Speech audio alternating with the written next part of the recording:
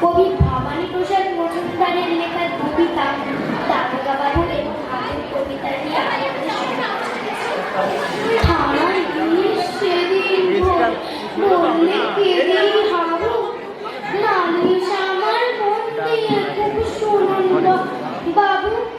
চারজন ভাই আমরা একটা ঘরে থাকি দুঃখে সারাদিন ভগবানকেই ডাকি বর্দা ঘরে সাতটা বেড়াল পোষেন ছোট বড় মেজদা পোষেন 8টা কুকুর যতই বারণ করো শেষদা পাগল 10টা ছাগল রাখেন ঘরে বেঁধে গন্ধে তাদের প্রাণ যায় যে মরছি কেঁদে কেঁদে দারোগা বাবু বললে হাবু